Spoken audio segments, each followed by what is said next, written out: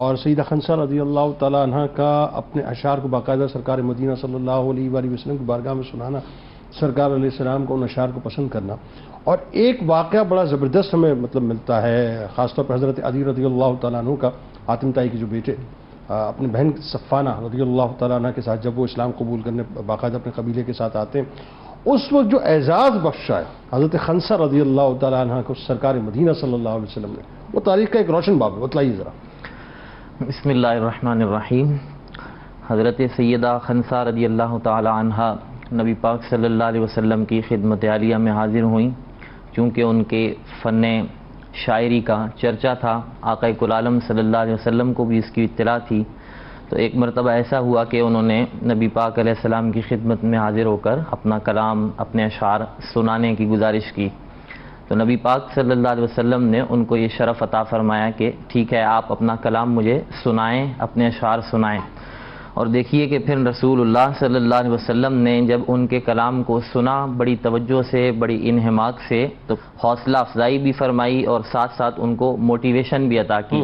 اور ابن اثیر، علامہ ابن حجر عسقلانی اور دیگر احباب نے یہ بات بھی ذکر کی کہ اس دن نبی پاک علیہ السلام نے بڑا طویل وقت آپ کو سماعت کے لیے عطا فرمایا.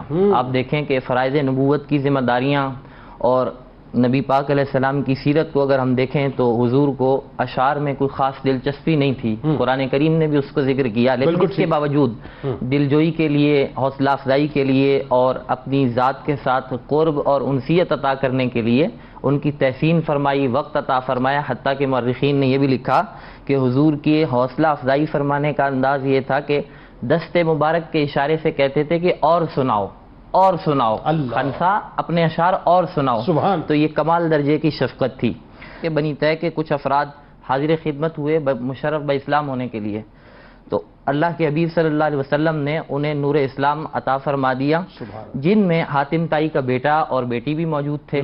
جب وہ اپنی اس ضرورت کو پورا کروا چکے قبول اسلام والی، تو حاتم طائی کے بیٹے نے اجازت مانگی کہ اللہ کے حبیب میں کچھ عرض کرنا چاہتا ہوں.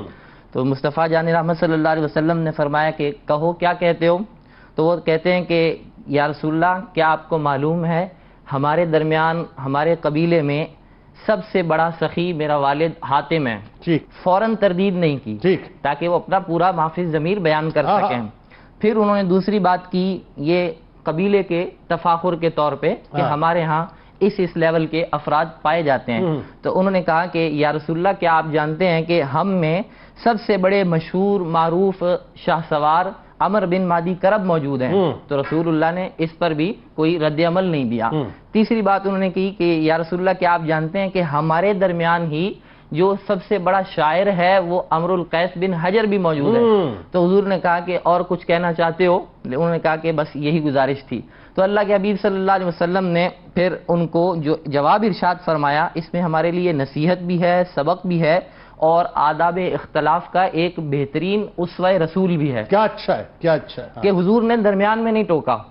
پہلی دفعہ آئے تھے، انسیت اور قرب بھی عطا کرنا تھا.